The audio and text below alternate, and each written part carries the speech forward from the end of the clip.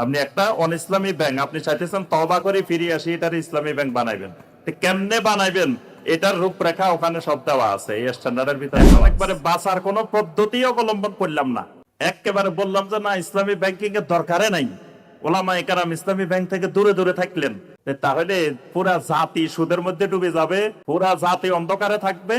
ওলামায়ে কেরাম ফতোয়া দিয়ে মানুষকে এই যে মুআমালাতের ক্ষেত্রে শরঈ নীতিমালা সেই নীতিমালা থেকে দূরে রেখে দিবে, মানুষ আর বাঁচার চেষ্টাই করবে না। ইসলামী ব্যাংকের টাকা আপনার, ব্যবসা করে ইসলামী ব্যাংক, টাকা দিচ্ছেন আপনি, ব্যবসা করবে কে? ইসলামী ব্যাংক। তখন আপনার সাথে তার সাথে একটা চুক্তি হবে। কোরআনে কারিমে মুদারাবার কথা সূরা আল মুজাম্মিলে আল্লাহ সুবহানাহু ওয়া তাআলা বলছেন যে তোমরা সবাই জিহাদে বের হইও না, তোমাদের এক পক্ষ ইয়াদরিবুনা ফিল আরদে ইয়াবতাগুনা মিন ফাদলিল্লাহ, তোমাদের এক পক্ষ জমিনে মুদারাবা করবে, ইয়াদরিবুনা ফিল আরদে মানে ব্যবসা বাণিজ্য করবে। তো সবার পক্ষে কারো কাছে টাকা আছে কিন্তু ব্যবসা করার মতো তার কাছে অবস্থা নাই, আবার কারো কাছে ব্যবসা করার অবস্থা আছে টাকা নাই। এই দুই পক্ষ মিলে যে কাজটা করবে এটাকে শরীয়তের ভাষায় বলে কি? মুদারাবা। সম্মানিত ভাই ও বোনেরা, আমাদের এবারের কনফারেন্সের প্রতিপাদ্য বিষয় কি বলেন দেখে, আপনারাই বলেন, এই পাশে বলেন যে এবারের প্রতিপাদ্য বিষয় কি আমাদের কনফারেন্সের?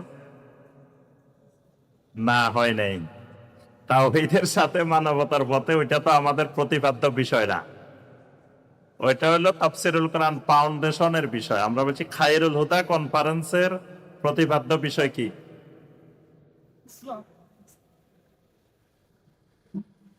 না, ব্যাংকিং পদ্ধতিও না।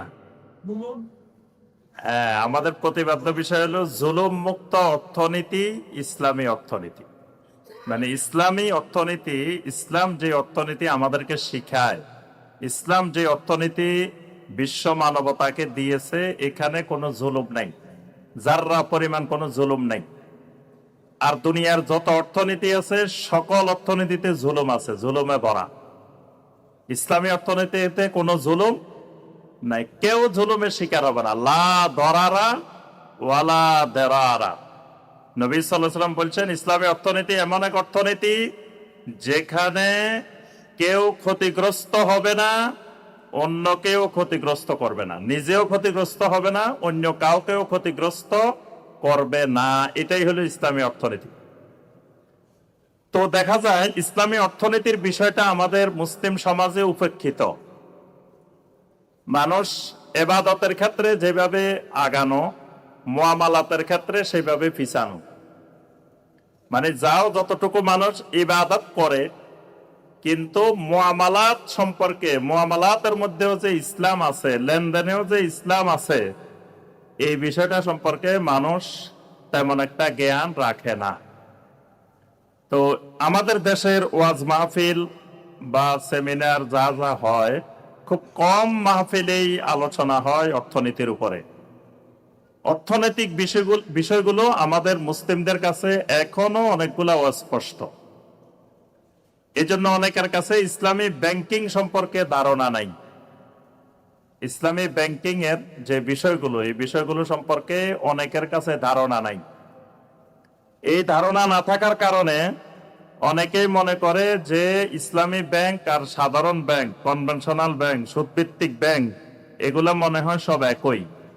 কেউ এমনি খায়, ডাইরেক্ট খায়, কেউ একটু ঘুরাই খায়। এটা কুফরি কথা। যদি কেউ বলে যে একজন এমনি খায়, একজনে ঘুরাই খায়, এই কথা বললে ইমান চলে যাবে, এটা কুফরি কথা।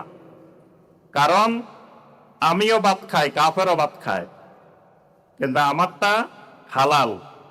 কাফেরেরটার সাথে শয়তানও খায়, আমারটার সাথে শয়তান খায় না। আমারটা তারটার মধ্যে বেশ কম আছে। আমিও বিয়ে করি, কাফেরও বিয়ে করে, আমারটা হালাল, কাফেরেরটা হালাল না। আমিও অনেক কিছু করি যেটা কাফেরও করে। দুইজনে একই রকম করলে দোনোটা যে এক জিনিস তা না, দুটার মধ্যে শরীরী নীতিমালাটাই মুখ্য বিষয়। এজন্য তাওহীদ বুঝতে হলে প্রথমত বুঝতে হয় তাওহীদ প্রথমত কয় প্রকার বলেন তো দেখি। তাওহীদ প্রথমত 3 প্রকার। কি কি? মাশাআল্লাহ, খুব মেধাবী স্টুডেন্ট, সব পারে মাশাআল্লাহ। আল্লাহ পাক আরো ইলম বাড়াই দিন। আচ্ছা, এবার বলবেন তাওহীদুর রুবুবিয়্যার রুকন কয়টি? তাওহীদুর রুবুবিয়্যাতের রোকন কয়টি? এটা সঠিক উত্তর দিতে পারলে পুরস্কার দেওয়া হবে। হয় নাই তিন। এবার একটা একটা বলতে থাকেন, যে কোনো একটা তো লাগে যেতে পারে। জি, দুটি বলছেন কে? দুইটা বলতে পারলে পুরস্কার পাইবেন। দুইটা কি কি বলবেন? দুইটা বললে মনে করবো যে আন্দাজি বলে দিচ্ছেন, আর যদি বলতে পারেন তাহলে মনে করবো যে না ঠিক আছে। ওই দুইটা বলেন দেখি কি কি। ওরা আপনারা তো বলতে বলি নাই, আপনার তো মাইনাস হইব পুরস্কার। যেটা আপনাকে বলতে বলা হয় না, আপনি আগে প্রশ্ন পাশ করে দিচ্ছেন, তাহলে আপনি বলতে পারেন নাই দুইটা। কে বলতে পারবেন? হ্যাঁ বলেন দেখি।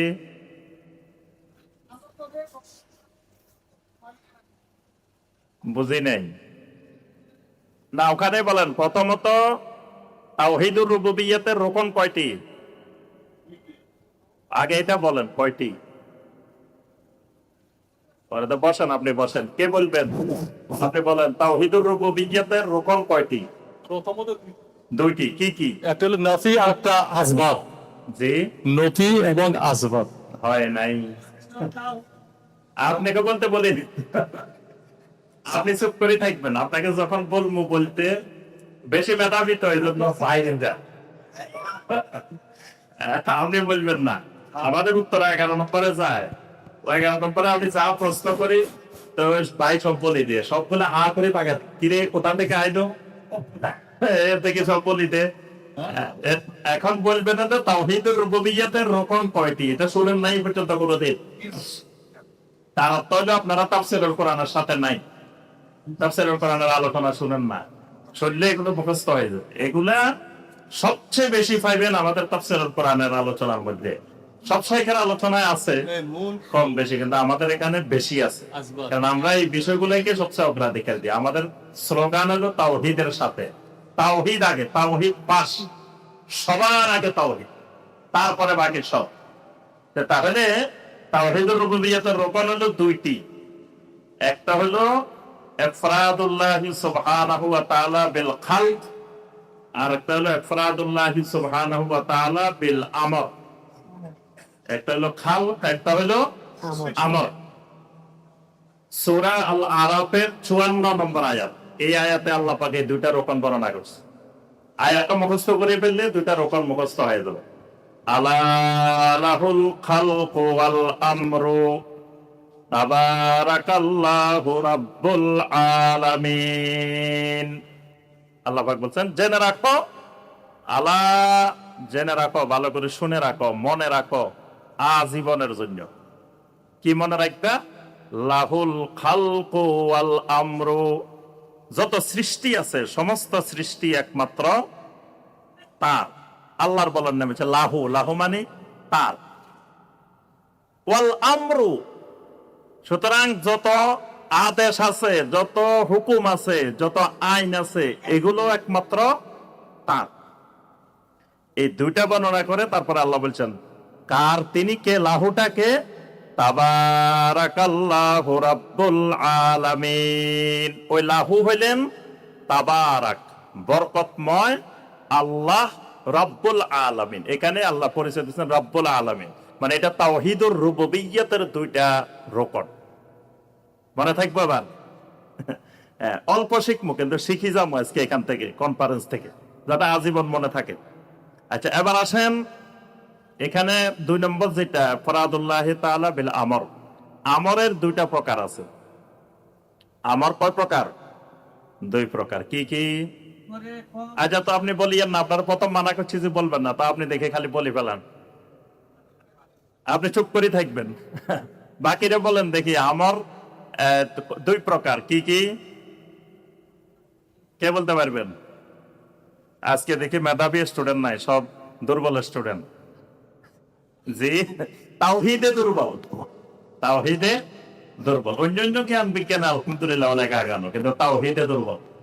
তাহলে আমার মনে রাখবেন 2 প্রকার। একটা হলো আমরে কাউনি, আর একটা হলো আমরে শরীয়ত। আজকে মনে হয় পুরস্কার সব বাসালি যেতে, সব পুরস্কার নেওয়ার লোক নাই। পুরস্কার দেওয়ার জন্য রেডি, কিন্তু দিতে পারতেছি না আমরা। তাহলে আমর দুই প্রকার, একটা আমরে কাউনি আর একটা আমরে শরঈ। আল্লাহর আদেশ, আল্লাহর হুকুম দুই রকমের। এক রকমের হুকুম আছে আপনি চাইলেও মানতে হবে, না চাইলেও মানতে।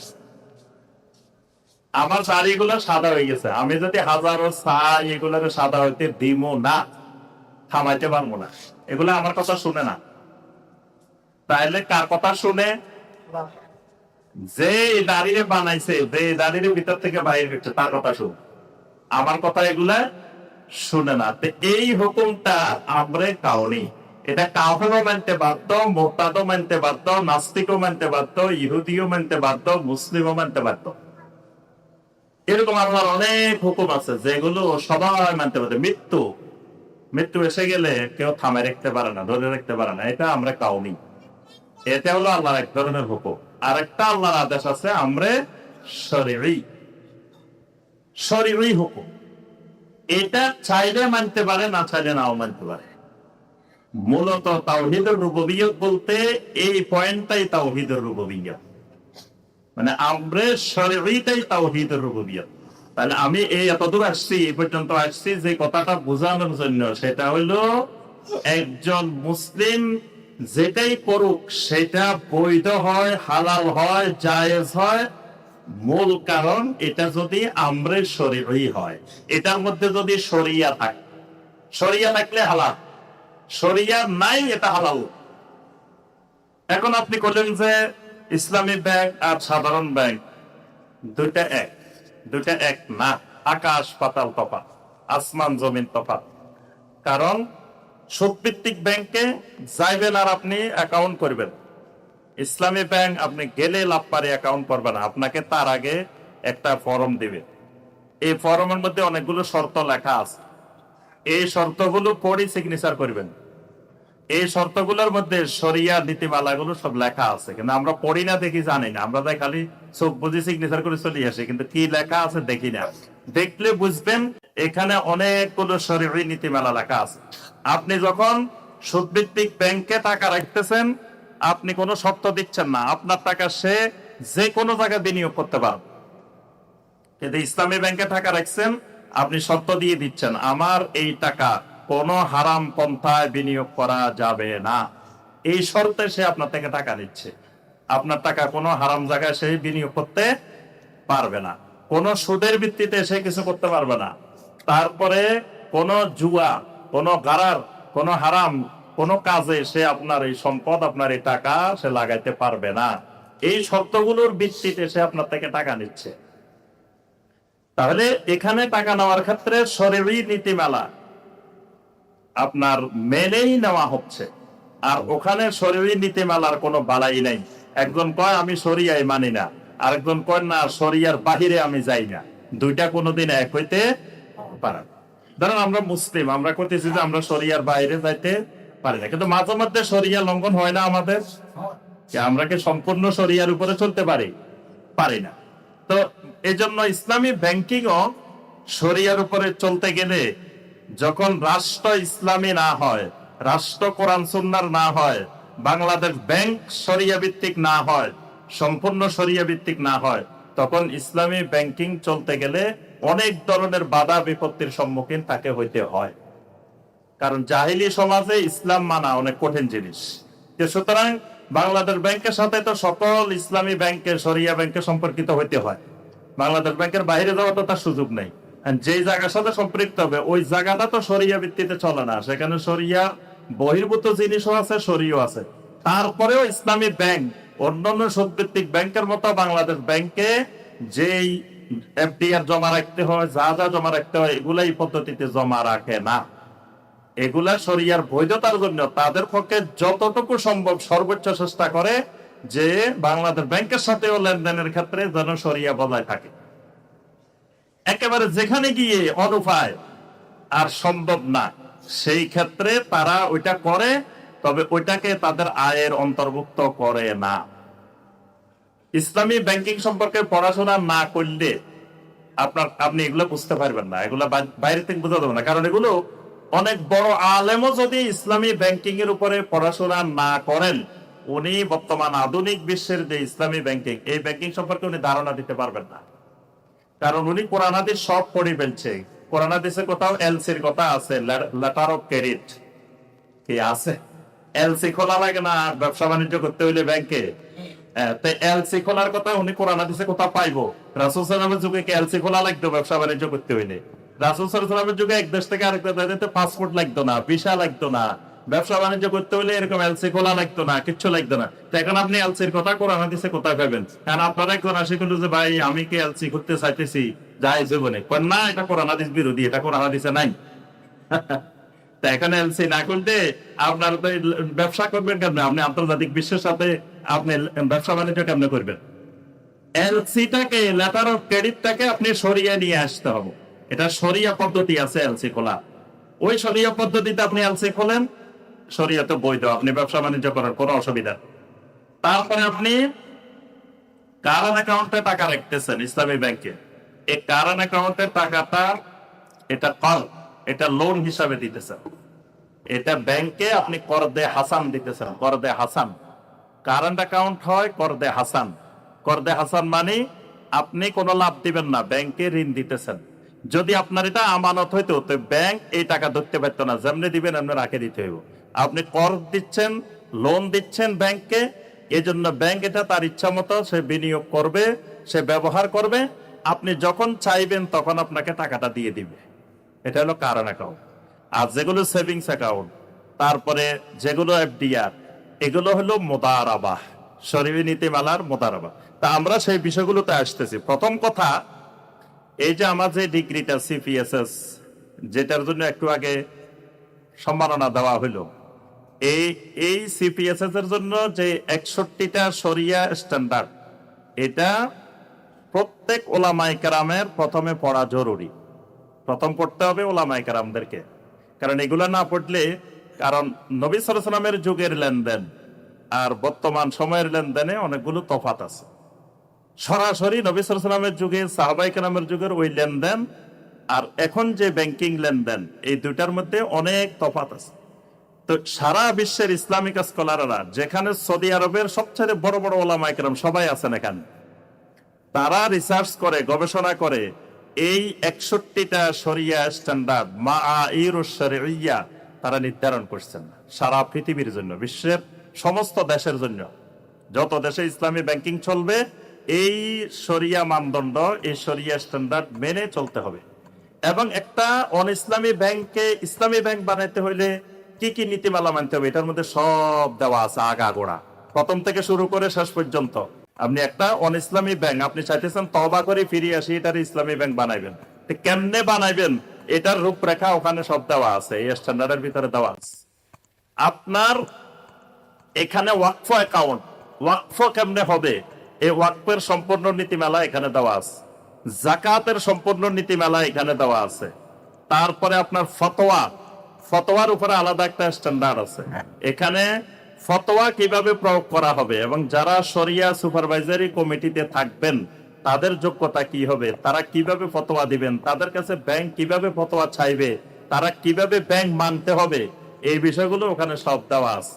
এবং প্রত্যেকটা শরীরী বিধান, মুদারাবা, মুশারাকা, মুরাবাহা, বাইয়ে সালাম, বাইয়ে মুআজ্জাল, ইস্তিসনা, এই যত রকমের শরীরী লেনদেন আছে, এগুলোর আধুনিক পদ্ধতি কেমনে হবে, এগুলো সব এখানে দেওয়া আছে। তারপরে কার্ড, লোনের ক্ষেত্রে কখন কিভাবে সুদ হয়, এই পদ্ধতিগুলো, সিস্টেমগুলো সব এখানে বিস্তারিত দেওয়া আছে। তাহলে প্রত্যেক ওলামায়ে কেরামের এটা পড়া উচিত। এটা না পড়লে ওনার ব্যাংকিং সম্পর্কে ধারণা থাকবে না। উনি বাইরে থেকে ফতোয়া দিবেন যে না না না, ইসলামী ব্যাংকের লাভ নেওয়া যাবে না, ইসলামী ব্যাংকে যাওয়া যাবে না, ইসলামী ব্যাংকগুলোতে করা যাবে না, কারণ উনি তো ওই বিষয়গুলো সম্পর্কে ওইভাবে গভীর জ্ঞান অর্জন করে নাই। ইসলামিক ফাইন্যান্সের এই বিষয়গুলো ওলামায়ে কেরামরা জানতে হবে, পাশাপাশি আমাদেরকেও, সাধারণ জনগণকেও জানতে হবে। আরেকটা হলো, আপনি যদি কোন যে না ইসলামী ব্যাংকিং এর দরকার নাই, তাহলে কি আমরা সুদভিত্তিক ব্যাংকে থাকবো? তাহলে আমি কি সুদভিত্তিক ব্যাংকে প্রমোট করবো যে আপনি যে সুদভিত্তিক ব্যাংকে টাকা রাখেন? ওই সুদ থেকে বাঁচানোর জন্য যার পক্ষে যতটুকু সম্ভব সেটা নিয়ে তো এগিয়ে আসতে হবে। এখন একবারে বাঁচার কোনো পদ্ধতি অবলম্বন করলাম না, একেবারে বললাম যে না, ইসলামী ব্যাংকিং এর দরকারে নাই, ওলামায়ে কেরাম ইসলামী ব্যাংক থেকে দূরে দূরে থাকলেন, তাহলে পুরা জাতি সুদের মধ্যে ডুবে যাবে, পুরা জাতি অন্ধকারে থাকবে। ওলামায়ে কেরাম ফতোয়া দিয়ে মানুষকে এই যে মুআমালাতের ক্ষেত্রে শরঈ নীতিমালা, সেই নীতিমালা থেকে দূরে রেখে দিবে, মানুষ আর বাঁচার চেষ্টাই করবে না। এখন ইসলামী ব্যাংকিং এর অনেক ত্রুটি আছে, ঠিক কথা, ত্রুটিগুলো ধরাই দেন, ত্রুটিগুলো সংশোধন করেন, তাদেরকে সঠিক রাস্তায় নিয়ে আসেন। যখন জনগণ আমরা দাবি জানাবো যে ইসলামী ব্যাংক এই কারণে তার এই নীতিমালাটা মানতে পারতেছে না, সরকারের কাছে দাবি জানান যে নীতিমালা এটা ঠিক করে দেন, তাহলে ইসলামী ব্যাংক মানা সহজ হয়ে যাবে। এখন ইসলামী ব্যাংক একটা দুটা মানতে পারতেছে না, এটার সমালোচনায় ব্যস্ত, তো সুদ ভিত্তিক ব্যাংক যে আগাগোড়া মানতেছে না, সেটা নিয়ে তো কোনো কথা নাই আমার আপনার। এই জন্য ইসলামী ব্যাংকের সমালোচনা করার আগে আমাকে আপনাকে চিন্তা করতে হবে যে সুদভিত্তিক ব্যাংকের সাথে তো ইমানদারের সম্পর্কই থাকতে পারেন, তো সেখানের থেকে তো বাঁচতে হবে, তো বাঁচার একটা রাস্তা জাতিকে তো দেখাইতে হবে। বাঁচার কোন রাস্তা দেখাইলাম না, আমি বসে বসে খালি শরিয়া ভিত্তিক ব্যাংকের সমালোচনা করলাম আর ফতোয়া দিলাম, এটা ইসলামের দৃষ্টিতে গ্রহণযোগ্য নয়। তা আমাদের সময় সংক্ষিপ্ত, বিস্তারিত আলোচনা করা যাবে না। প্রথমে আমি কয়েকটা পয়েন্ট শুধু বলবো। একটা বিষয় হলো যে প্রথমে আমাদেরকে মনে রাখতে হবে একটা জিনিস, মাকাসিদুশ শরিয়া। আল্লাহ রাব্বুল আলামিন বলছেন, সুম্মা জাআলনাকা আলা শারিআতিম মিনাল আমরে ফাত্তাবিহা। ও নবী, আমি আপনাকে একটা শরিয়ার উপরে আপনাকে আমি দাঁড় করিয়েছি, আপনি জীবনের সর্বক্ষেত্রে ফাত্তাবিহা, এই শরিয়া মেনে চলবেন। এজন্য যদি কেউ কয় আমি শরীয়তে নাই, আমি মারফতে আছি, এ কাফের। যদি কেউ কয় আমি শরীয়তে নাই, আমি তরিকতে আছি, এও কাফের। যদি কেউ কয় আমি শরীয়তে নাই, হাকিকতে আছি, এও কাফের। কারণ শরীয়ত মানাটাকে আল্লাহ রাব্বুল আলামিন প্রত্যেক মানুষের উপরে ফরজ করে দিয়েছে। শরিয়ার বাহিরে, শরীয়তের বাহিরে যাওয়ার কোনো সুযোগ কোনো মানুষের নাই। যদি কেউ শরীয়তের বাহিরে যাওয়াকে জায়েজ মনে করে, সে কাফের। যদি কেউ মনে করে যে আমার এখন শরীয়ত লাগবে না, নামাজ পড়া লাগবে না, আমি এখন শরীয়তের আওতামুক্ত, এ কাফের। যদি কেউ মনে করে আমার এই সুন্নতে গুলো মানার দরকার নাই, আমি এখন শরীয়তের অনেক উঠতে চলে গেছি, এ কাফের হয়ে যাবে। কারণ নবী সাল্লাল্লাহু আলাইহি ওয়াসাল্লাম এবং সাহাবায়ে কেরাম ওয়াফাত পর্যন্ত, মৃত্যু পর্যন্ত সম্পূর্ণরূপে শতভাগ শরিয়ার উপরে ছিলেন, শরিয়ার বাহিরে এক কদম তারা দেন নাই। তাহলে শরীয়ত মানাটা কি ফরজ। তো শরীয়ত কোন ক্ষেত্রে মানবেন? খালি ইবাদতের ক্ষেত্রে, খালি পারিবারিক ক্ষেত্রে? একেবারে মানব জীবন যতদূর বিস্তৃত ততদূর শরিয়া বিস্তৃত। রাষ্ট্রীয় জীবনে, আন্তর্জাতিক জীবনে, অর্থনৈতিক জীবনে, পারিবারিক জীবনে, সামাজিক জীবনে, ব্যক্তিগত জীবনে, সকল জীবনে, সাংস্কৃতিক জীবনে, সকল ক্ষেত্রে শরিয়া। শরিয়ার বাহিরে যাওয়ার কোন মুসলিমের কোনো সুযোগ নেই। আল্লাহ রাব্বুল আলামিন শরিয়ার নীতিমালা নির্ধারণ করেছেন 5টি মাকাসিদকে সামনে রেখে, এগুলাকে বলা হয় মাকাসিদুশ শরিয়া। 5টি মাকাসিদুশ শরিয়া কে কে বলতে পারবেন দেখি? মাকাসিদুশ শরিয়ার, শরিয়ার 5টি উদ্দেশ্য, অবজেক্টিভস অফ দা শরিয়া। শরিয়ার 5টা উদ্দেশ্য আছে, আল্লাহ পাক 5টি উদ্দেশ্যকে সামনে রেখে শরিয়া নির্ধারণ করেছেন। এই 5টা উদ্দেশ্য কে কে বলবেন? আর কেউ নাই? জি, আচ্ছা তো তুমি বলো, সুমনে বলো। যা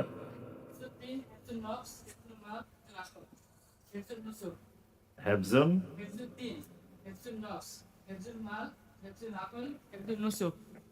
হেফজুন নসল, ঠিক আছে, মাশাআল্লাহ। দেন ওর পুরস্কার দেন, পুরস্কার দেন। বই কই? দাও, বই দাও। এই 5টা হলো শরিয়ার মাকাসিদ।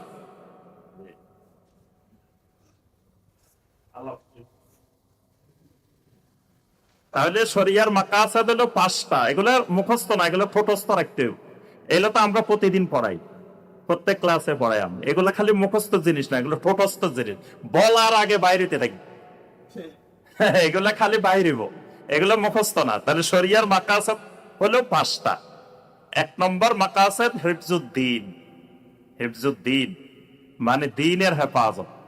শরিয়ার নীতিমালাগুলোকে, যত শরীয়তের নীতিমালা আছে আপনি দেখবেন যে এই পাঁচটার যে কোনো একটার সাথে না একটার সাথে মিল হবে। হেফজুদ্দিন, আল্লাহর দ্বীনের হেফাজতের জন্য শরীয়ত। তারপরে হেফজুন নফস, আপনাকে আমাকে হেফাজতের জন্য শরীয়ত, মানে আমার আপনার জীবন বাঁচানোর জন্য শরীয়ত। শরীয়ত আমাকে আপনাকে মারতে আসে নাই, ধ্বংস করতে আসে নাই। শরীয়ত না থাকলে আপনি নিরাপদ নাই। শরীয়তটা আমার আপনার নিরাপত্তার জন্য। 3 নম্বর হেফজুল আকল, সুস্থ আকল, সুস্থ বিবেক ঠিক রাখার জন্য শরিয়া। 4 নম্বর হেফজুল নাসল, বংশধারা ঠিক রাখার জন্য, নসব নামা ঠিক রাখার জন্য। শরিয়া না থাকলে সব জারর সন্তান হয়ে যাব, সব গরু ছাগলের মতো হয়ে যাব, কুকুরের বাচ্চার মতো হয়ে যাব। শরিয়া নাই, বিয়ে শাদী নাই, যার মনে যেখানে চাইতেছে বাচ্চা হইতেছে, বাস আর কোনো মানে মানবতা থাকবে না। এই জন্য শরিয়া জেনাকে হারাম করছে, সমকামিতা হারাম করছে, তারপরে হস্তমৈথুন হারাম করছে, আরো যা যা এরকম আছে সব এগুলাকে শরিয়া হারাম করছে। কেন? পর্নোগ্রাফি হারাম করছে। এগুলো হলো হেফজুন নসল, হেফজুন নসব, বংশধারাকে ঠিক রাখার জন্য। না হয় পৃথিবীতে বংশধারা ঠিক থাকবে না। বংশধারা একটা পবিত্র জিনিস, গুরুত্বপূর্ণ জিনিস। তাহলে 4 নম্বর হলো হেফজুন নসল অথবা হেফজুন নসব। 5 নম্বর হলো হেফজুল মাল, মালের হেফাজত।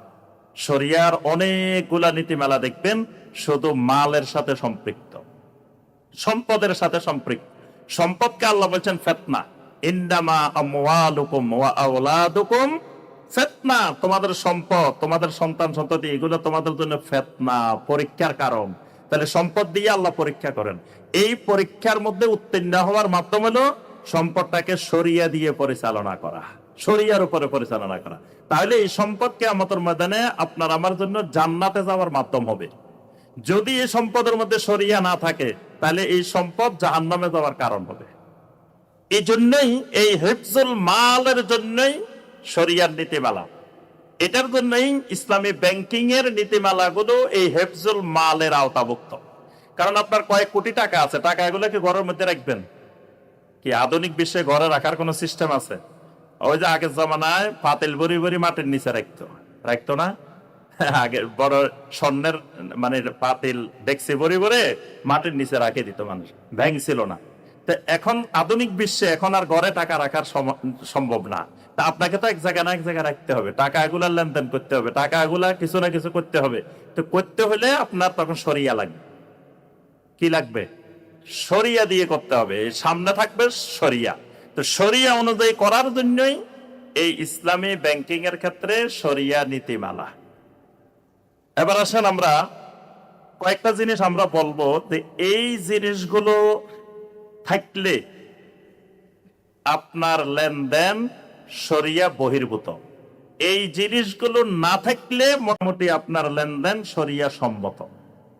এরকম কয়েকটা বড় দাগের জিনিস মনে রাখলে ইসলামী ব্যাংকিং বোঝা আপনার জন্য একেবারে সহজ। প্রথমে আসেন, এবাদতের একটা উসুল আছে, আসল আছে, মুআমালাতের একটা আসল আছে। মানে এবাদতের ভিত্তি, এবাদতের মূল, যেটাকে বলা হয় আসলুল ইবাদা, আর একটা হলো আসলুল মুআমালা। এটা কে বলতে পারবেন যে এবাদতের মৌলিকত্ব, এবাদতের ভিত্তি কি আর মুআমালাতের ভিত্তি কি? এটা কে বলবেন? জি ভাই বলেন।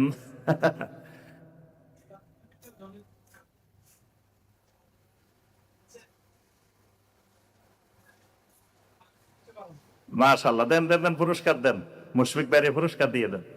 এত পুরোপুরি হয় নাই, আরো তো সুন্দর হইলে আরো ভালো হইতো। তো হইছে মোটামুটি। মানে এবাদতের মৌলিকত্ব হলো প্রথমত মনে রাখতে হবে আত-তাওয়াক্কুফ, এই শব্দটা মনে রাখতে হবে।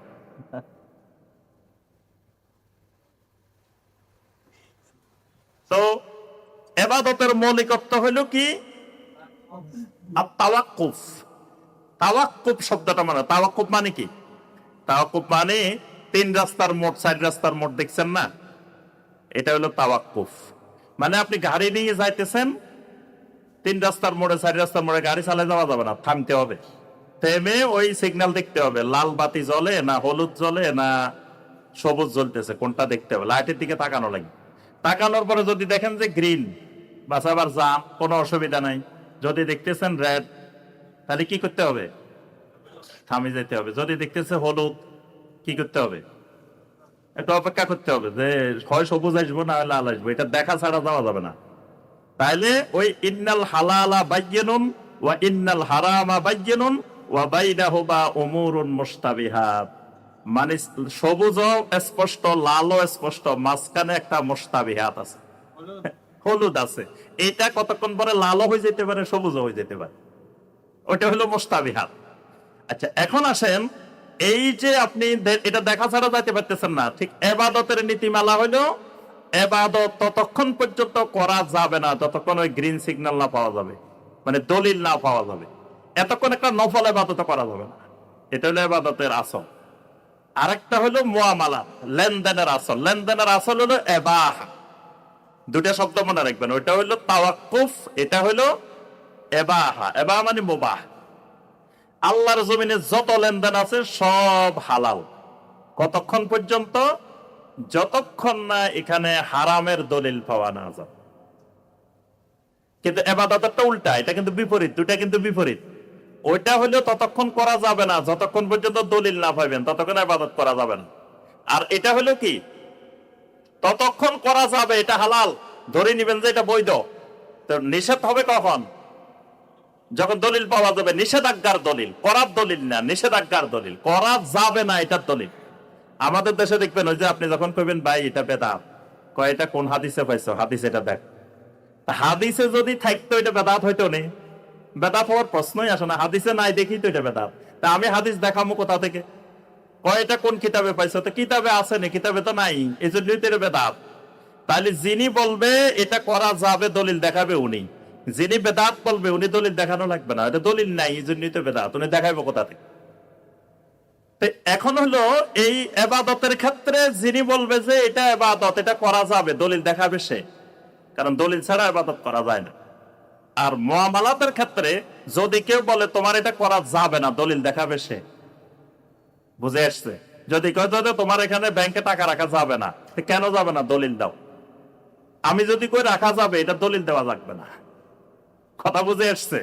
দুইটা দুই রকম, ইবাদত আর মুআমালাত। এখন আসেন, কয়েকটা জিনিস থাকলে আপনার এই সমস্ত লেনদেনকে হারাম করে দিবে, একেবারে নিষিদ্ধ করে দিবে। এই কয়টা জিনিস মোটা থাকে মনে রাখতে হবে। একটা হলো রিবা।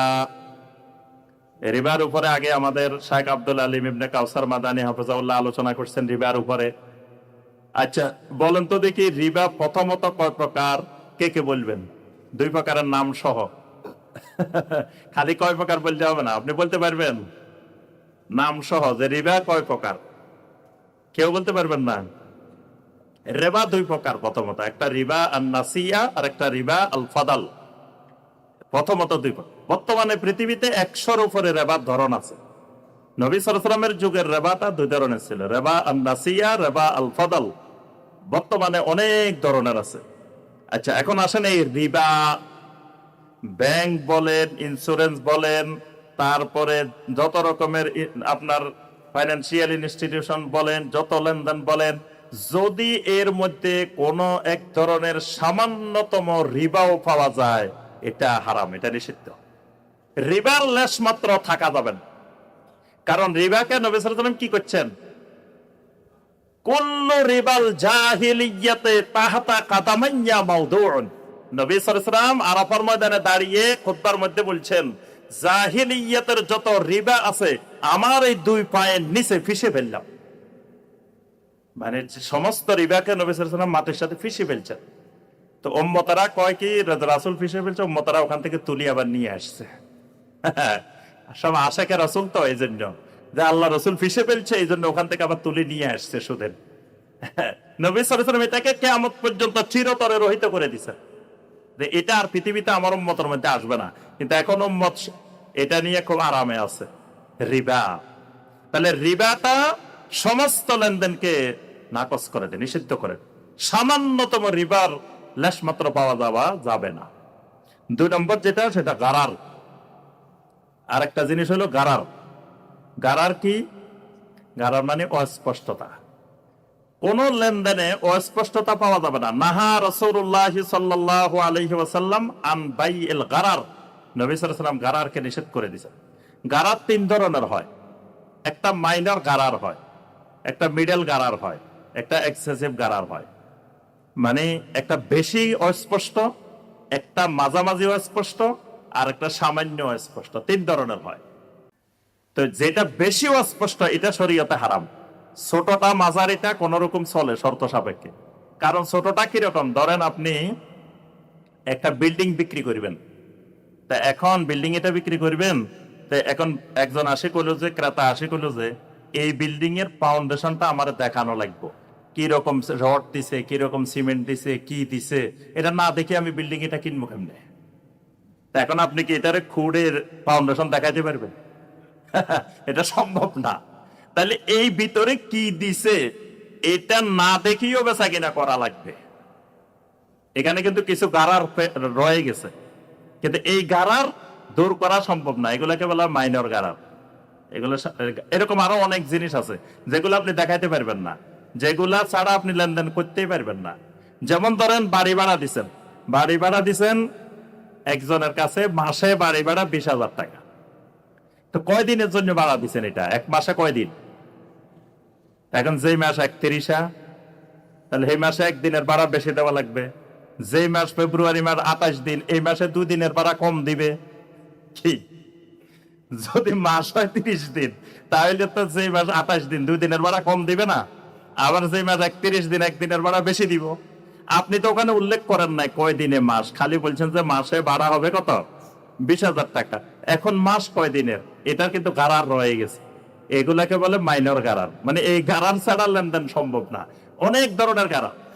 আচ্ছা, এখন হলো এই যে বড় ধরনের যদি গারার থাকে, মানে চুক্তির মধ্যে স্পষ্ট করে লেখা নাই, যেমন এই যে ডেস্টিনি একটা ব্যবসা করতো না, এমএলএম ব্যবসা, এই এমএলএম ব্যবসায় হারাম, এই পদ্ধতির ব্যবসাটা হারাম, এটা জায়েজ নাই।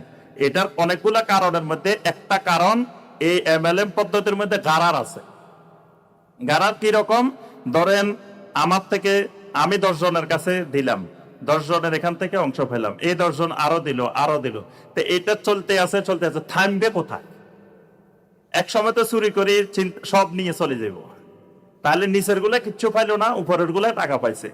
কারণ এটার নিশ্চয়তা নাই, এটা অস্পষ্ট, এই জন্য এটা ইসলামে হারাম। এই জন্য আপনি কর্জে হাসান দিবেন, কাউকে কর্জ দিবেন, সেখানেও আপনাকে উল্লেখ থাকতে হবে কবে এটা পরিশোধ করবে, কয় তারিখে দিবে, এটা উল্লেখ থাকতে হবে, সাক্ষী থাকতে হবে। দেওয়ার পরে ওই তারিখে যদি সে না দিতে পারে, সে ওজর পেশ করবে বা তার কথা বলবে যে আমি দিতে পারতেছি না, কিন্তু একটা নির্দিষ্ট তারিখ থাকতে হবে যে ওই তারিখে সে পরিশোধ করবে, ওই মাসে সে পরিশোধ করবে।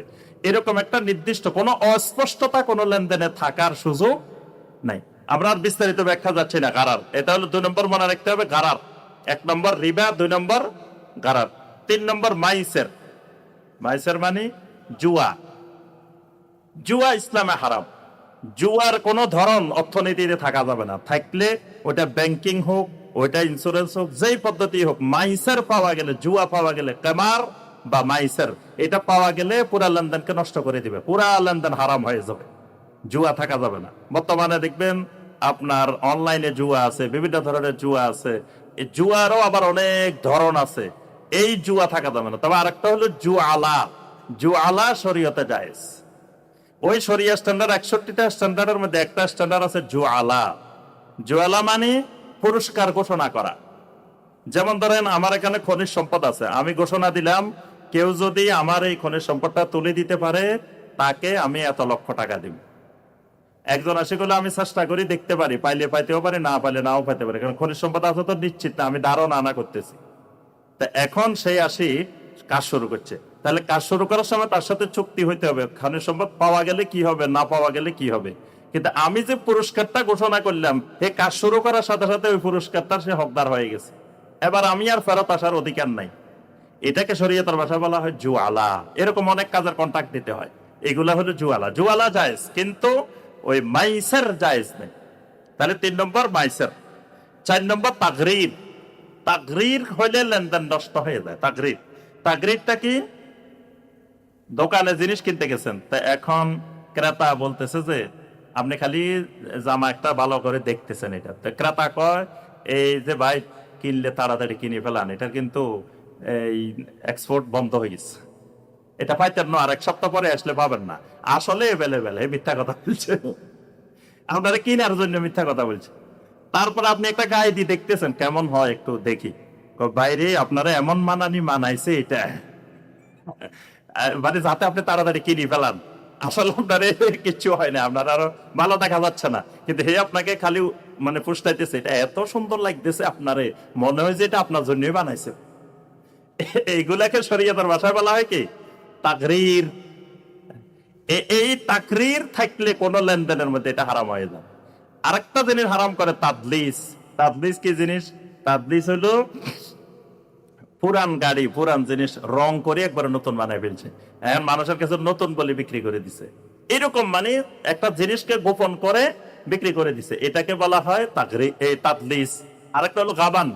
গাবান হলো একজন লোক আমার কাছে আসছে, বিশ্বাস করে আমাকে যে শাইকের কাছে গেলে শাইকের দামও বেশি রাখবে না, খারাপ জিনিসও দিবে না। তখন শাইকে দেখলাম যে আল্লাহ, যে লোক আসছে এর দামও জানে না, তারপরে কিছু চিনিও না, আমারে খুব বিশ্বাস করে আসছে, আমি একবারে বেশি করে দাম রাখে দিলাম, অথবা তারে খারাপ জিনিসটা দিয়ে দিলাম। হে বিশ্বাস করে আসছে, তারা ভালো জিনিস না দিয়ে খারাপ জিনিস দিয়ে দিছে, এটাকে বলে গাবান। নবী সাল্লাল্লাহু আলাইহি ওয়াসাল্লাম বলছেন গাবানুল মুস্তারসিলি রিবা, সরল ক্রেতা যদি কোনো তোমাদের কাছে আসে এরকম করে বাড়তি যে টাকা নিবে এটা রিবা, এটা সুদ। নবী সাল্লাল্লাহু আলাইহি ওয়াসাল্লাম এটাকে রিবা ঘোষণা দিয়েছেন, গাবান। তাহলে গাবান থাকলে এটা হারাম হয়ে যায়। আচ্ছা, আরেকটা হলো চুক্তির মধ্যে 3টা রোকন থাকতে হয়, একটা রোকন অনুপস্থিত হলে এটা বৈধতা হারাই ফেলায়। যে কোনো একটা চুক্তিতে 2টা পক্ষ থাকতে হবে, তারপর একটা সাবজেক্ট ম্যাটার থাকতে হবে, আর হলো সিগা থাকতে হবে, মানে এটার শব্দ, কোন শব্দে চুক্তিটা বাস্তবায়ন হবে। যেমন বিয়ের সময় ইজাব আর কবুল থাকতে হয়, এগুলাকে বলে সিগা। এরকম লেনদেনের ক্ষেত্রেও কোন শব্দে বিক্রেতা বলবে, কোন শব্দে গ্রহণ করবে, মানে অফার অ্যাকসেপ্টেন্স, এই 2টাকে বলা হয় সিগা। আর একটা হলো সাবজেক্ট ম্যাটার, হলো যে জিনিসটার উপরে চুক্তি হচ্ছে। জিনিস নাই, এমনি আমরা দুইজনে সব কাগজে কলমে চুক্তি করে বসে রয়েছি, এটা শরীয়তে জায়েজ নাই। ওই মাকুদ আলাই থাকতে হবে, সাবজেক্ট ম্যাটার থাকতে হবে, তাহলে এটা। আরেকটা হলো খেয়ার। খেয়ার মানে অনেক ধরনের খেয়ার হতে পারে, খেয়ারে আইব হতে পারে, খেয়ারে তাইন, খেয়ারে রুইয়ত, খেয়ারে শর্ত, খেয়ারে মজলিস। মানে লেনদেনের ক্ষেত্রে এটা আপনি দেখার পরে এখতিয়ার, এটাকে বলে খেয়ার। তাহলে মোটা দাগে মনে রাখতে হবে এইগুলা কি করে, এতক্ষণ যেগুলো বলছে এগুলা কি করে, লেনদেনকে বিনষ্ট করে দেয়। এবার আসেন ইসলামী ব্যাংকগুলো সারা দুনিয়াতে যে নীতিমালাগুলো ফলো করে, এরকম কয়েকটা গুরুত্বপূর্ণ নীতিমালা। 1 নম্বর নীতিমালা যেটা তারা ফলো করে সারা দুনিয়াতে, সেই নীতিমালাটার নাম হলো আপনার, প্রথমেই তারা যেটাতে ভিত্তিক সবচেয়ে বেশি লেনদেন করে সেটা হলো মুশারাকা। মুশারাকা, মুশারাকা এটা শরীয়তের একটা গুরুত্বপূর্ণ নীতিমালা। সেটা হলো ওই একজন ভাই প্রশ্ন করছিলেন যে আমরা বিল্ডিং এ এতজন মিলে বিল্ডিং বানাইছি, তারপরে টাকা এগুলা ব্যাংকে রাখছি, সেখান থেকে লাভ পাইছি, প্রশ্ন করছিলেন না? হ্যাঁ, এটাকে শরীয়তের ভাষায় বলা হয় মুশারাকা। আর আধুনিক পরিবেশে বলা হয় এটাকে সিন্ডিকেটেড ফাইন্যান্সিং। এটা হলো সিন্ডিকেটেড ফাইন্যান্সিং। এই সিন্ডিকেটেড ফাইন্যান্সিং এর উপরেই এই শরিয়া স্ট্যান্ডার্ডের 61টার মধ্যে একটা স্ট্যান্ডার্ড আছে সিন্ডিকেটেড ফাইন্যান্সিং, এটার উপরে। যে এরকম যখন অনেক ব্যক্তি একত্রিত হয়ে কোন একটা বিল্ডিং বানাবে, কোন একটা ব্যবসা করবে, কোন একটা কিছু করবে, এদের মধ্যে যে চুক্তিটা হবে এই চুক্তিটার নাম মুশারাকা কন্ট্রাক্ট। এটা হলো মুশারাকা চুক্তি। এই মুশারাকার শরীয়তে অনেকগুলো মানে এই নীতিমালা আছে। মুশারাকাটাই আলাদা এক চ্যাপ্টার। মুশারাকা আবার অনেক ধরনের হয়। মুশারাকা মানে কোম্পানি, কোম্পানি আছে না, কোম্পানি আরবি হলো শারিকা। যারা সৌদি আরবে ছিলেন, আরব দেশে ছিলেন, তারা জানেন অমুক শারিকা, অমুক শারিকা, অমুক শারিকা। এই শারিকা মানে কোম্পানি, আর শারিকার কাজ হলো ওই মুশারাকা, মানে একজনের না, এটা এটা অনেকের মিলে একটা কোম্পানি গঠন করছে, এটাকে বলা হয় শারিকা। এই শারিকাটা হলো মুশারাকা পদ্ধতিতে গঠিত হয়। শারিকার আবার অনেক ধরনের আছে। ধরেন আপনি ওই যে আমরা ধান কাটার সময় হইলে, ধান লাগানোর সময় হলে বাজারের থেকে জনবল মানুষ নিয়ে আসি না, 10 জন 20 জন আনে, কি ধান লাগাই, ধান কাটি, এরকম কাজ করাই না। এগুলো হলো হায়ারিং পারসন, মানে মানুষ ভাড়া করা। এগুলো হলো কি মানুষ ভাড়া করা। ইজারাতুল আশখাস মানে মানুষ ভাড়া করা। মানুষ ভাড়া করার এক ধরনের মুশারাকা। তারপরে আপনার কোন একটা বড় ধরনের কাজ করার মুশারাকা। এজন্য মোশারাকারও আবার 7-8টা প্রকার আছে। তো মোশারাকা হলো একাধিক ব্যক্তি একসাথে একত্রিত হয়ে কোনো একটা লেনদেন করা, যে এটার মধ্যে যে চুক্তি হবে অনেক শর্ত সাপেক্ষে যা হবে এটার ভিত্তিতে করলে শরীয়তের দৃষ্টিতে এটা হালাল। যদি এই মোশারাকার শরীয়ত নীতিমালা মেনে ব্যাংকের সাথে আপনার লেনদেন হয়, মানে ব্যাংক একটা বড় উদ্যোগ নিতেছে, কাজ করতেছে, আপনিও সেখানে অংশীদার হইলেন, তখন আপনার আর ব্যাংকের মধ্যে সম্পর্কটা হবে মোশারাকা। তো এই মোশারাকার ভিত্তিতে শরিয়া ভিত্তিক ব্যাংকগুলো কাজ করে। 2 নম্বর যে নীতিমালা সেটা হলো মুদারাবা। মুদারাবার ভিত্তিতে ইসলামী ব্যাংকগুলো কাজ করে সারা দুনিয়াতে। মুদারাবাটা কি? আম্মাজান খাদিজা রাদিয়াল্লাহু তাআলা আনহার সম্পদ, আর ব্যবসা করতেন কে? মুহাম্মদ রাসূলুল্লাহ সাল্লাল্লাহু আলাইহি ওয়াসাল্লাম। তাহলে এই যে টাকা একজনের, ব্যবসা করেন আরেকজন, নবী সাল্লাল্লাহু আলাইহি ওয়াসাল্লাম এখানে যেই নীতিমালা ফলো করেছেন এটার নাম মুদারাবা। ইসলামী ব্যাংকের টাকা আপনার, ব্যবসা করে ইসলামী ব্যাংক। টাকা দিচ্ছেন আপনি, ব্যবসা করবে কে? ইসলামী ব্যাংক। তখন আপনার সাথে তার সাথে একটা চুক্তি হবে। কোরআনে কারিমে মুদারাবার কথা সূরা আল মুজাম্মিলে আল্লাহ সুবহানাহু ওয়া তাআলা বলছেন যে তোমরা সবাই জিহাদে বের হইও না, তোমাদের এক পক্ষ ইয়াদরিবুনা ফিল আরদে ইয়াবতাগুনা মিন ফাদলিল্লাহ, তোমাদের এক পক্ষ জমিনে মুদারাবা করবে, ইয়াদরিবুনা ফিল আরদে, মানে ব্যবসা বাণিজ্য করবে। তো সবার পক্ষে কারো কাছে টাকা আছে কিন্তু ব্যবসা করার মতো তার কাছে অবস্থা নাই, আবার কারো কাছে ব্যবসা করার অবস্থা আছে, টাকা নাই। এই 2 পক্ষ মিলে যে কাজটা করবে এটাকে শরীয়তের ভাষায় বলে কি? মুদারাবা। মুদারাবার আবার অনেক নিয়ম কারণ আছে। 3 নম্বর যেটা মুরাবাহা। মুরাবাহা কি? মুরাবাহা হলো আপনার একটা জিনিস দরকার, আপনি এখন টাকার জন্য কিনতে পারতেছেন না, বর্তমানে নগদ আপনার কাছে টাকা নাই, আপনি আজকে বললেন যে ভাই আমার এই জিনিসটা কিনা দরকার, কম্পিউটারটা কিনা দরকার, বা এটা কিনা দরকার, এটা কিনা দরকার, আমার একটা কিনে দেন। তা আপনার এই চাহিদার প্রেক্ষিতে আমি কি করলাম, একটা জিনিস কিনলাম, কিনে এনে আপনারে বললাম যে ভাই এটা আমার কিনা হয়েছে এই 80,000 টাকা, এর সাথে আপনি আমাকে আরো 20,000 টাকা লাভে 1 লাখ টাকা আপনি এটা নিতে পারবেন। এটার নাম হলো শরীয়তের ভাষায় কি? মুরাবাহা। এটার নাম হলো মুরাবাহা। মুরাবাহা মানে লাভে বিক্রি করা। আরেকটা হলো মুসাওয়ামা। এখানে দর কষাকষি নেই, এখানে কিন্তু দর কষাকষি করতে পারবেন না মুরাবাহার মধ্যে। আবার মুরাবাহার মধ্যে সবকিছু স্পষ্ট করে দিতে হবে যে কিনছেন কত, আমার থেকে লাভ নিচ্ছেন কত, সবকিছু জানাই দিতে হবে। আর মুসাওয়ামা কিছু জানানো লাগবে না, ভাই আমি এটা 1 লাখ টাকা বেচবো, নিলে নেন, না নিলে নাই। আরবদের দোকানে গেলে দেখবেন দামাদামি করলে রোহ বাইরে যাও, দামাদামি নেই, দেখতে পারে না ওরা। আর আমরা তো বাঙালির উপর দামাদামি ছাড়া হয় না। তো মুসাওয়ামা আর এটা মুরাবাহা। আরেকটা হলো হাতিটা।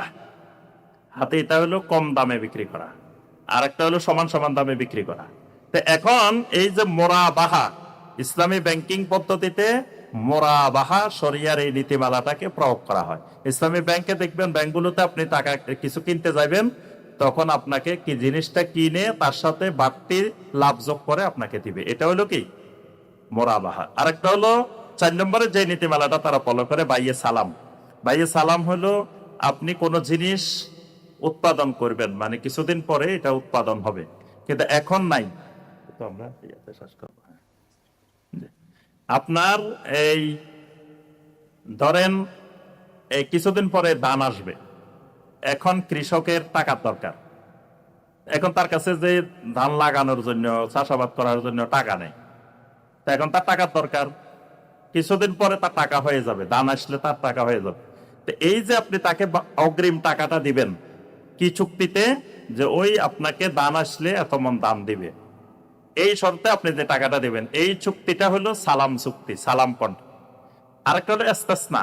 ওই যে ইট পাটার লোকেরা দেখবেন টাকা নেয় আগে দিয়ে, টাকা দেন, ইট হইলে আপনারা এত হাজার ইট দিব, এটাকে ইস্তেসনা কন্ট্রাক্ট বলে, ইস্তেসনা চুক্তি বলে। এটা শরীয়তে বৈধ, তবে শর্ত আছে। শর্ত হলো ওই ইট পাটার লোকের সাথে আপনি খালি মুখে মুখে চুক্তি করলে হবে না, টাকা দিছেন, ইট এগুলা বুঝে আপনার দখলে নিয়ন্ত্রণে নিয়ে আসতে হবে, নিয়ে আসে এবার আপনি বিক্রি করেন, এটা আপনার জন্য বৈধ। কিন্তু ইটও আনলেন না, দখলও করলেন না, কিচ্ছু করলেন না, কাগজে কলম, মানে এখন 1 লাখ টাকা দিছেন, এবার কয়দিন পরে হে করলে যে আপনার ইটে সব মিলে 1.5 লাখ টাকা নিয়ে যা, এটা হারাম, এটা সুদ, এটা রেবা। কিন্তু যদি আপনি বাস্তবে ইট কিনেন, কিনে ইট এগুলো যদি আপনি বিক্রি করেন তখন এটা জায়েজ। এটা হলো ইস্তেসনা। আরেকটা শরীর পদ্ধতি হলো ইজারা। ইজারা মানে ভাড়া দেওয়া। এই ভাড়া দেওয়ার শরীর অনেক নীতিমালা আছে। এখন আপনি ওই যে একজন ভাই বলছিলেন যে ইসলামী ব্যাংক থেকে লোন নিয়ে বাড়ি করা যায়। ইসলামী ব্যাংক কোনো লোন দেয় না বাড়ি করার জন্য। ইসলামী ব্যাংক কাউকে লোন দেয় না বাড়ি করার জন্য। কি দে? ইসলামী ব্যাংক আপনি বাড়ি করবেন, আপনার বাড়ির মধ্যে অংশীদার হবে। আপনার সাথে প্রথমে মোশারাকা হবে, মানে আপনার বাড়ি তৈরি করবেন, আপনিও টাকা দিবে, ইসলামী ব্যাংকও টাকা দিবে। বাড়ি এটার মালিক আপনিও, ইসলামী ব্যাংক, দুইজনেই মালিক কেনার পরে এবার আপনি ইসলামী ব্যাংকের অংশটা আপনি কিনবেন। ইসলামী ব্যাংকের অংশ ভাড়া দিবে, ভাড়া দিতে দিতে ভাড়া হলো 20,000, প্রতি মাসে আপনি দিবেন 40,000, আরো 20,000 বাড়তি দিবেন। এই বাড়তি দিতে দিতে দিতে দিতে ইসলামী ব্যাংকের অংশ কমতে থাকবো, আপনার অংশ বাড়তে থাকবো। এক সময় গিয়ে পুরা বাড়িটা আপনার হয়ে যাবে। এটাকে শরীয়তে বলে, শরীয়তের পরিভাষায় এটা হলো ইজারা, তারপরে হায়ার পারচেজ, তারপরে আপনার এটার আরো অনেকগুলো পরিভাষা আছে। আন্ডার শিরকাতুল মিল্কের অধীনে আপনি ভাড়ার ইজারার ভিত্তিতে মালিকানা, এটা হলো হায়ার পারচেজ আন্ডার শিরকাতুল মিল্ক। আচ্ছা, এই হলো একটা। আরেকটা হলো মুআজ্জাল। এরকম শরীয়ী অনেকগুলো নীতিমালার ভিত্তিতে ইসলামী ব্যাংকগুলো পরিচালিত হয়। তো এই জন্য আমরা না জেনে ইসলামী ব্যাংকিং সম্পর্কে আমরা কোনো মন্তব্য করব না। প্রথম অনুরোধ এটা, যে আমরা আগে ভালো করে স্টাডি করব। আর যদি এই নীতিমালার কোনো জায়গায় লঙ্ঘন আমরা লক্ষ্য করি, সেগুলো আমরা ইসলামী ব্যাংকের, প্রত্যেকটা ইসলামী ব্যাংকের একটা শরিয়া সুপারভাইজারি কমিটি আছে। বাধ্যতামূলক ইসলামী ব্যাংক হইতে হইলে একটা শরিয়া সুপারভাইজারি কমিটি রাখতেই হয়। এটা বাংলাদেশ ব্যাংকের আইন। বর্তমান আইন অনুযায়ী কমপক্ষে 3 জন শরিয়া সুপারভাইজারি কমিটি বাংলাদেশের প্রথিতযশা মুফতি আলেম তাদের মধ্য থেকে রাখতে হবে। তো এখন আমরা ওই মুফতি সাহেবদের সাথে সরাসরি কথা বলতে পারি যে এখানে তো শরিয়া লঙ্ঘন হচ্ছে, বা এটা তো শরিয়া নীতিমালা মানা হচ্ছে না, শরিয়া এটা বলতেছে, এটা হইতেছে। এটা জানার চেষ্টা করব আমরা। আল্লাহ পাক আমাদেরকে সর্বক্ষেত্রে, ব্যাংকিং সহ জীবনের সকল ক্ষেত্রে শরিয়ার বিধিবিধান মেনে চলার আল্লাহ পাক তৌফিক দান করুন। আল্লাহ রাব্বুল আলামিন আমাদেরকে হালাল ভাবে উপার্জন করার তৌফিক দান করুন।